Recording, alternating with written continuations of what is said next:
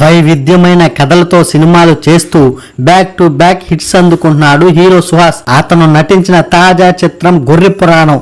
Bobby direction లో ఈ different మూవీలో పోసాని కృష్ణమురళి, రఘు ప్రధాన పాత్రలు పోషించారు. సెప్టెంబర్ 20న విడుదలైన గొర్రె పురాణం సినిమా డీసెంట్ టాక్ తెచ్చుకుంది. బాక్స్ ఆఫీస్ వద్ద ఓ మోస్తరు విజయం సాధించింది. అయితే వారం రోజుల వ్యవధిలోనే ఎన్టీఆర్ దేవర రిలీజ్ కావడంతో ఈ సినిమా థియేటర్లో ఎక్కువ రోజులు ఆడలేకపోయింది. అయితే ఇప్పుడు గొర్రె పురాణం ఓటీటీలోకి వచ్చేస్తుంది. ప్రముఖ తెలుగు ఓటీటీ ప్లాట్ఫామ్ ఆహా ఈ సినిమా డిజిటల్ స్ట్రీమింగ్ హక్కులను సొంతం చేసుకుంది. ఈ సినిమా అక్టోబర్ 11న ఆహా ఓటీటీ ప్లాట్ఫామ్ లో స్ట్రీమింగ్ కానుంది. పోకల్ వెంచర్స్ బ్యానర్ పై ప్రవీణ్ రెడ్డి ఈ సినిమా నిర్మించారు. పవన్ సిహెచ్ సినిమాకి మ్యూజిక్ డైరెక్టర్.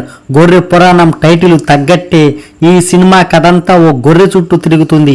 ఒక గొర్రె రెండు మతాల మధ్య ఎలా నలిగిపోయిందో సినిమాలో చక్కగా చూపించారు మేకర్స్.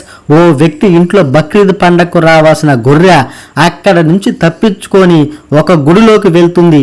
దీంతో ఆ హిందువులు గొర్రె తమదేనని తామే బలిస్తామని గొడవకు దిగుతారు. మరి గొర్రె కోసం రెండు వర్గాల మధ్య గొడవలు ఎక్కడికి దారి తీసేయి, చివరికి ఏమైంది అన్నది తెలుసుకోవాలంటే సుహాస్ గొర్రె పురాణం చూడాల్సిందే.